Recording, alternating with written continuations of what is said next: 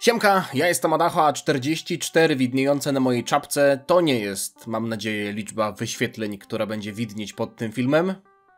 Mimo tego, że prawdopodobnie tylko garstka osób kliknęła w ten film, ale witam te osoby o wysokim poziomie inteligencji, które stwierdziły, że spędzą kilkanaście minut ze mną w owocowym openingu Adacha. Mam nadzieję, że dobrze się będziecie bawić, a jest już dla was przygotowana nagroda. Ponieważ jak wiecie, w każdym odcinku tej serii testuję jednego zawodnika, który na potrzeby tego filmu, czasami nie będąc oryginalnie owocem, staje się owocem. I tak było w przypadku chociażby, wydaje mi się, też trawy cytrynowej. Mała dygresja. Ostatnio graliśmy na streamie w Państwa Miasta i tam padło hasło, że owoce lub warzywa, prawda? Była taka kategoria i bodajże na literę T ktoś napisał trawa cytrynowa. I ja powiedziałem, że to jest raczej roślina, a nie owoc, ani warzywo.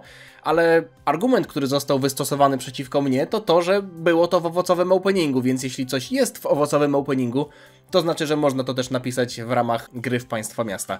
Zgodziłem się. Chociaż teraz tak patrzę, że w sumie to nie była trawa cytrynowa, tylko trawa cukrowa. Nie zwracajcie uwagi na ten znak zapytania, który tutaj jest. To wcale nie chodzi o to, że ja nie pamiętałem, jak to się nazywa. Tak czy siak, dlaczego wam o tym mówię? Czasami bywa tak, że warzywa, albo rośliny, albo jakieś inne dzieła matki natury muszą się na tę chwilę, na czas nagrywania tego filmu stać owocami. One się zaczynają identyfikować jako owoce, prawda? Więc dzisiaj mam dwie rzeczy, które będą musiały się identyfikować jako owoce, ale tylko po części, ponieważ są to owoce morza. Więc można powiedzieć, że poniekąd mamy pewną odnogę owocowego openingu Adacha. Jest to owocowy opening Adacha edycja morska. I zaraz wam pokażę, o czym tutaj mówię. I nie wiem, czy już wspomniałem między słowami, że chodzi tutaj o liczbę mnogą. I to jest druga rzecz. Bonus. Nie jeden, ale dwa owoce morza dzisiaj będą testowane. Jeszcze wam nie powiem, co to jest, nie pokażę wam tego. Oczywiście Trójca Święta jest tutaj obecna, także jest to pełnoprawny odcinek owocowego openingu, ale chcę was wprowadzić w tę historię. U mnie w Nowej Soli powstał supermarket Aldi. To nie jest jakby sieć supermarketów, za którą jakoś szczególnie przepadam. Szczerze mówiąc, nie mam na jej temat wyrobionego zdania, ze względu na to, że jedynym Aldi, w jakim byłem, i to chyba dosłownie 2 razy w życiu, było Aldi obok Focusa w Zielonej Górze. I to były czasy, kiedy już naprawdę nie było gdzie kupić piwa. Chodziłem, brałem co mnie interesuje i wychodziłem, więc trudno było mi stwierdzić, czy ten supermarket mi odpowiada, czy nie. Zazwyczaj do niego nie chodziłem, bo ja jako człowiek pragmatyczny raczej stawiam na sprawdzone sposoby i na sprawdzone miejsca, więc do Aldi nie miałem jakoś szczególnie po drodze. I jak w Nowej Soli powstało Aldi, to też tam nie chodziłem. W sumie jest to dziwne, bo Aldi stoi blisko Biedronki i raczej ludzie jeżdżą do Biedronki, co widać po ilości aut na parkingu, ale za każdym razem jak jeździłem tamtędy rowerem z tatą albo bez taty, raczej z większości z tatą, jak jeździliśmy sobie rowerami, to mówiłem, że ani razu jeszcze nie byłem w tym Aldi i tata mówił, że musimy się w takim razie wybrać. No i po kilkunastu razach, jak tak przejeżdżaliśmy koło tego Aldi, w końcu się do niego wybraliśmy. I powiem wam, że nie żałuję. To nie jest tak, że ten supermarket mnie jakoś szczególnie przekonał. Powiedziałbym, że to jest taki budżetowy Lidl, ale znalazłem tam rzecz, która legitymizuje moje wyjście do tego supermarketu i sprawiła, że było warto. I tą rzeczą są małże. Mam nadzieję, że się nie pożygam. Mam jeszcze drugą rzecz. Mogę wam tylko pokazać górę. To będzie jedzone również dzisiaj i to mi zapewniła Marcia. Nie wiem, skąd ona to ma. No wiadomo, że ze sklepu. To sobie zostawiam na później, w zasadzie na za chwilę. Mam nadzieję, że przeżyję do tego drugiego momentu, bo też jestem ciekaw tej drugiej rzeczy, która póki co zostaje tajemnicą. Ale tak, właśnie w tym Aldi, co widać tutaj na tylnej części tego pudełeczka, kupiłem te małże. I jeśli chodzi o to, co tak naprawdę tutaj jest... O, produkt bezglutenowy. To Robert Lewandowski może jeść, a dzisiaj akurat Barcelona gra. Za 2 godziny zdążę, chyba że faktycznie nie przeżyję. Mam nadzieję, że przeżyję. Małż, liczba mnoga od małże, tych małży, chyba małży, co? Małże, odmiana przez przypadki. Ja nie będę tutaj wymyślał. Mam pod ręką komputer, więc sprawdzę. Kogo czego? Małżów. A ja powiedziałem małż to jest mianownik liczby pojedynczej, czyli 1 małż, a 2 małże. Czyli ja jem jednego małża? Holy shit. Nie wiedziałem, że sprawa z owocami morza jest tak skomplikowana, ale okazuje się, że te małże, bo są to małże, są również oblane pewnym sosem. I ten sos nazywa się Albarino. Co to znaczy? Nie mam pojęcia. Mam tylko nadzieję, że nie ma nic wspólnego z czosnkiem, bo nie jestem sosem fanu czosnkowego. Nie jestem fanem sosu czosnkowego, chociaż w przypadku sosu czosnkowego myślę, że za mną przemawia tylko i wyłącznie pewna trauma. Chociaż no, muszę przyznać, że jak ktoś zje sos czosnkowy, to potem trzeba rozmawiać z nim tak jak w 2020 roku, czyli zachowując odstęp przynajmniej 2 metrów. Albo po prostu poprosić go, żeby założył maseczkę. Z sosem czosnkowym mam pewne doświadczenie, a mianowicie w 2014 albo już nie pamiętam 15 roku razem z jedną osobą robiłem ręcznie robiony sos czosnkowy. Nie będę wam opowiadał całej historii. Po prostu kiedy to powąchałem, to aż żygi podeszły mi do gardła. To była jedna z najbardziej obleśnych rzeczy, jakiekolwiek wąchałem. Można je było porównać do nieczyszczonego przez wiele miesięcy zlewu w moim akademiku, albo chociażby do piwa Stern Extra, które akurat piłem. Sos czosnkowy, no może w sumie mam z nim złe wspomnienia, może dzisiaj by mi zasmakował, nie mam pojęcia, ale tak jak mówię, jestem pragmatykiem, więc stawiam na sprawdzone rzeczy, to mi się nie podoba. Nie lubię takich puszek. Nie lubię takich puszek, bo to sugeruje, że mamy do czynienia z konserwą, która prawdopodobnie po otwarciu będzie jechać jak rowek bezdomnego żula, czyli jak piwo Stern Extra. Wiadomo, że to nie będzie jakoś pachnieć. To jest póki co tylko i wyłącznie pudełko. Nie jestem fanem takich pudełek. To zawsze mi się kojarzy z jakimiś rybami. No dobra. Trzeba próbować w życiu nowych rzeczy. Mam wrażenie, że od ostatniego czasu w tych owocowych openingach to trochę się rozmiękłem. Ze względu na to, że ostatnie owocowe openingi, no to były... To zobaczcie, jakie to były oceny. 10, 7, 9, 6, 10, 8. Mówię tutaj o... A nie, to wygląd. Aha, wygląd. Aha. Za smak trawa cytrynowa dostała 1, ale generalnie sami widzicie, że to były rzeczy, które można nazwać owocami. To nie były jakieś ekstremalne rzeczy, nawet mimo tego, że przez chwilę faktycznie gryzłem trawę i nie była ona smaczna, ale nie musiałem jej połykać, prawda? W przypadku tych małży albo małżów będę musiał prawdopodobnie to połknąć. Przygotujesz sobie talerzyk i zrobię to tutaj tak, żebyście widzieli, jak to otwieram. Obniżę się troszeczkę do waszego poziomu. Ha! Nie no, żartuję. Dobra, to chyba nie będzie pachniało źle. Zwłaszcza, że to jest oblane sosem, który chyba jest słodki, tak teraz myślę. Składniki: małże, czyli mięczaki, 58%, olej słonecznikowy, wino Albarino. Nie pytali mnie o dowód, jak kupowałem to wino. Widzicie? To już jest kwestia fryzury.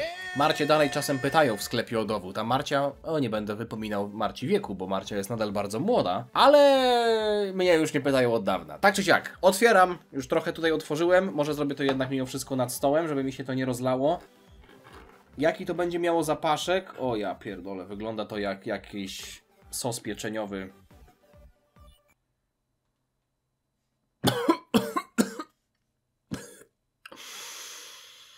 Nie.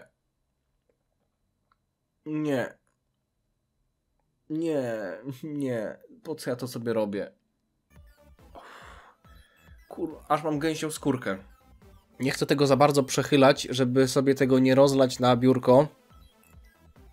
Ale prezentuje się to w taki sposób. Jest to takie... Ojeju! Kapnęło? Nie. Jest to takie pomarańczowiutkie, trochę jak sos curry, ale no łezka ze wzruszenia mi poleciała, muszę przyznać. Mam wrażenie, że to będzie pierwszy i ostatni raz, kiedy zdecydowałem się na coś takiego szalonego. Chyba seria morskie openingi Adacha nie przetrwa próby czasu. Postaram się wyciągnąć jedną na talerz, żeby zobaczyć, jak ona lepiej wygląda, bo... to jest takie już chyba bez skorupek. Czy są jeszcze jakieś skorupki? Nie, no nie, okej. Wszystkie wyglądają tak samo. Czyli skorupki już nie ma. A ja trochę się spodziewałem, że będzie jakaś skorupka, tak szczerze mówiąc. Jak widzicie, małża jest już otwarta, skorupki brak, jest ona oblana tym sosem, który muszę przyznać, że pachnie bardziej obiadowo, jak takie... Teraz już jak się przyzwyczaiłem trochę do tego zapachu, to jestem w stanie wam bardziej o nim powiedzieć. Trochę taki wpadający w pomidorowy sos pulpecikowy. Jakbyście robili pulpety z pudliszek ze słoika. Coś takiego. Nie wygląda na czerwony sos, ale bardzo podobnie pachnie. Teraz tak czuję, że to takie pulpety. Ja się spodziewałem czegoś słodkiego. Nie spodziewałem się takiego smaku umami, takiego smaku obiadowego, ale jestem zaskoczony. Dobra, w życiu nie jadłem czegoś takiego. Trochę się boję, ale czego się nie robi dla was, czego się nie robi dla widzów, czego się nie robi dla tych 44 wyświetleń, które średnio generuje owocowy opening Adacha. Dziękuję wam za to, że byliście ze mną przez te wszystkie lata. Jeśli nie dotrwałbym, to poproszę Marcię, żeby zmontowała ten film za mnie. Chociaż Marcia jest teraz zamknięta w drugim pokoju, bo nagrywam i prawdopodobnie jak nie pójdę tam i nie powiem, że już skończyłem nagrywać, to Marcia nie wyjdzie i to nagranie będzie tak trwało i trwało. No dobra, ja tylko gadam, żeby odwlec ten moment, w którym zjem te małże. Może po prostu to zrobię.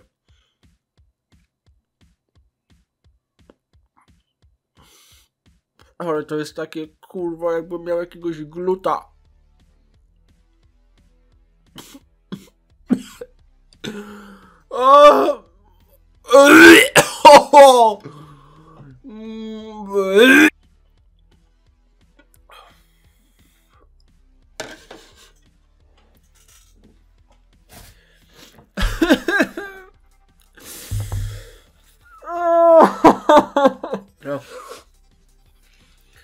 Miałem wrażenie, jakby to żyło.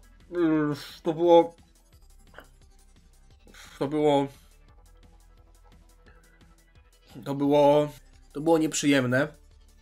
Konsystencja była obleśna. Czułem się trochę, jakbym jadł gówno. A ja nigdy nie jadłem gówna. Więc nie wiem, jak się je gówno. Ale czułem się trochę, jakbym jadł gówno.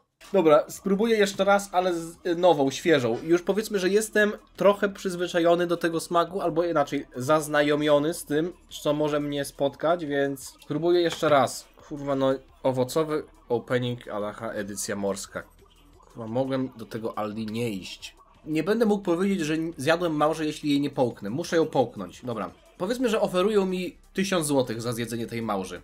Muszę sobie wbić do głowy, że jak zjem te małże, to dostanę 1000 zł. Albo chociaż 100.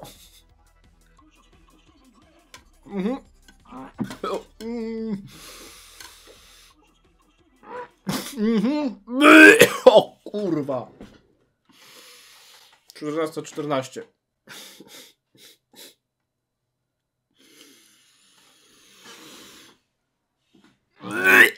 Kurwa, tam jest jakaś żyłka.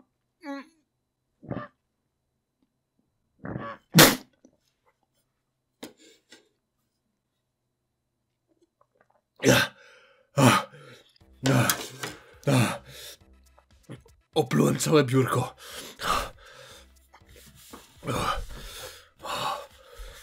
Już chciałem to wypluwać, ale pomyślałem o tej stówie.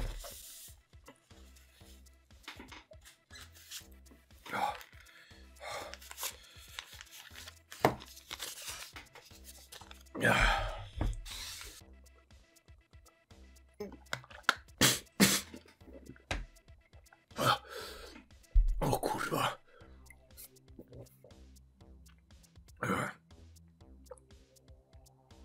Nie pytajcie, co to za kubek. O kurwa. O.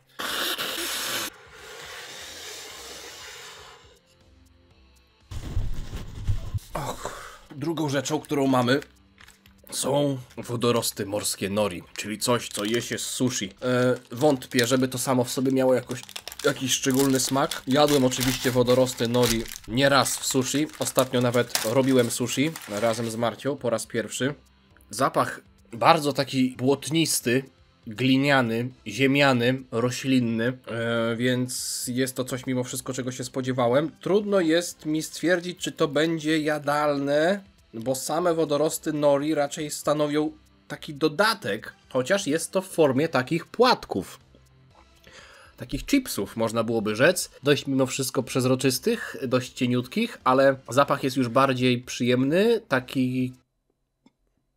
No w porównaniu do tego to wszystko będzie bardziej przyjemne. Tak się to prezentuje z bliska. Wygląda troszeczkę jak folika, ale mimo wszystko jest to przyjemne w wyglądzie i w zapachu. Jest to wyrafinowany zapach, aczkolwiek myślę, że z nim jestem trochę bardziej zaznajomiony, więc to też jest coś, co sprawia, że wchodzi mi on bardziej. Mimo wszystko smak. To jest to, na co wszyscy czekamy, także wasze zdrowie. Mam nadzieję, że trochę ten posmak zniknie w twarzy. Musnąłem tylko to językiem, a już czuję smak. To ciekawe. Jakbym jadł sushi, tylko że bez ryżu. To jest ten smak, który się czuje podczas jedzenia sushi. Troszeczkę taki rybny, chociaż może on mi się kojarzy z rybą ze względu właśnie na to, że w sushi jest ryba. Charakterystyczny smak tych wodorostów. Bardzo przyjemny. Sam w sobie też jest w stanie się utrzymać. To nie jest tak, że jest uzależniony od ryby i od ryżu. Jest tam jakaś taka drobniutka nutka słodyczy. Być może to jest kwestia dodatków, bo jest tam jeszcze olej sezamowy, olej rzepakowy, sól. Myślę, że to też podbija trochę smak. Bez tego podejrzewam, że byłoby to bardziej mdłe. Aczkolwiek jest to naprawdę zjadliwe. Dość specyficzne. Nie wiem, czy to ma jakiekolwiek wartości odżywcze. To jest ciekawe. Na 100 gram to ma 541 kalorii, 45 tłuszczy, 20 białka, ale cały problem polega na tym, że całe to opakowanie ma 3,5 grama. Więc musiałbym naprawdę takich wodorostów się nawpierniczać, żeby cokolwiek poczuć. Myślę, że to jest tylko taka zagryzka, która może wywoływać efekt placebo. Będziecie przez to myśleć, że jesteście mniej głodni. Tak czy siak? Ciekawe, ale ani bym się tym nie najadł, ani myślę, że nie jadłbym sobie tego do meczu. Na pewno dzisiaj, jak będę oglądał Barcelonę, to nie będę tego jadł. O, aż mi się przykleiło do górnego podniebienia mi się przykleiło. Konsystencja jest mimo wszystko trochę kłopotliwa.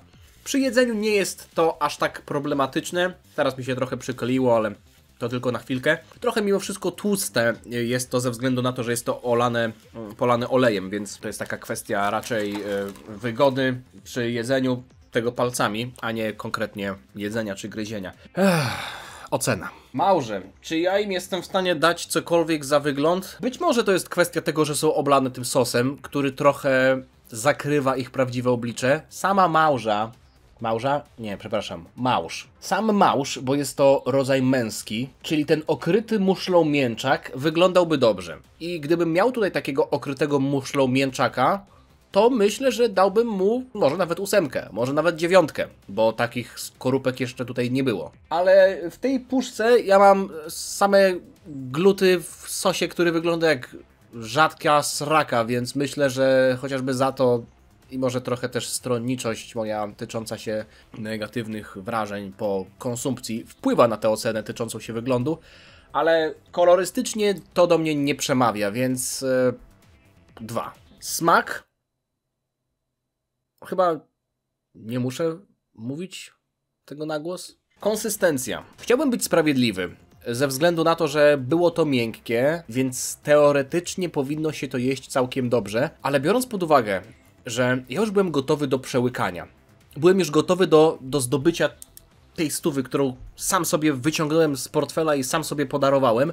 Byłem już gotów do tego, żeby przełknąć i nagle jedna część tego gluta i druga część tego gluta rozdzieliły się. I nie byłoby w tym nic dziwnego, gdyby nie to, że były one połączone taką żyłką, która nagle mi weszła między zęby.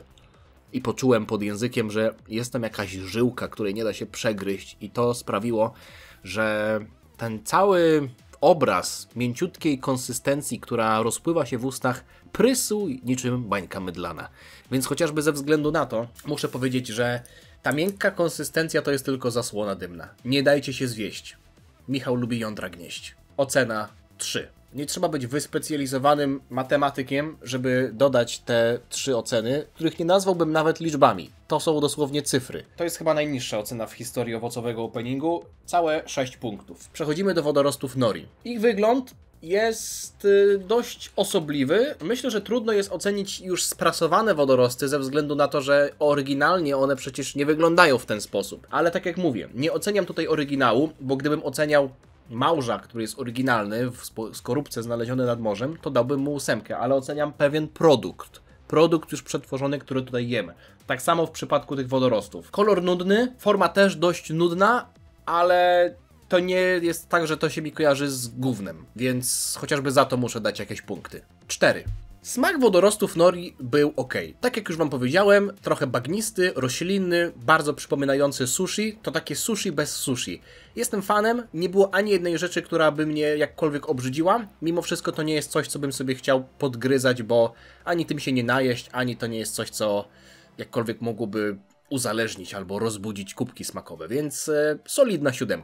Konsystencja. Forma takiego bardzo cieniutkiego opłatka jest w pewnym sensie wygodna, ale trochę było to tłuste, w palcach się to tłuściło, plus też jeśli to od razu wam się przyklei do podniebienia, to trochę trudno to oderwać, więc niby wygodnie się to je, bo trochę się to rozpływa w ustach przez to, że jest takie cieniutkie, ale sama forma takiego płatka nie jest do końca satysfakcjonująca, bym powiedział. Nie ma tam ani jednego aspektu, który by sprawiał, że to jest satysfakcjonujące z jedzenia. Nie można niczego pogryźć. To nie jest odstresowujące w żadnym sensie, przynajmniej dla mnie, więc chociażby za to trochę punktów muszę odjąć.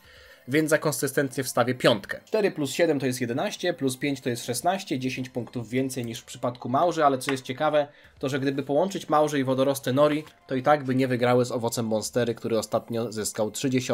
Tak czy siak, to jest punktacja ostateczna. No cóż, mam nadzieję, że Wam się podobało. Wszystkie osoby, które brały udział w tym filmie są doświadczonymi kaskaderami, więc nie powtarzajcie tego w domu, chyba że jesteście fanami owoców morza, albo fanami małży, albo małżów. Zostawcie lajka, jeśli Wam się podobało. Muszę Wam przyznać, że dawno tak mnie nie wykręciło. Możecie myśleć co chcecie, możecie mówić co chcecie, ale te łzy były prawdziwe. Ja nie potrafię jak niektórzy aktorzy płakać na zawołanie, więc to były prawdziwe łzy. Tak czy siak, dzięki za oglądanie, dzięki za dotrwanie do tego momentu. Zostawcie komentarz z Waszymi przemyśleniami tyczącymi się tego, co tutaj zobaczyliście. Być może macie jakieś rady tyczące się tych owoców, które tutaj przed Wami konsumowałem. Może ja czegoś nie rozumiem, ale co tu rozumieć? Otwieram puszkę i jem.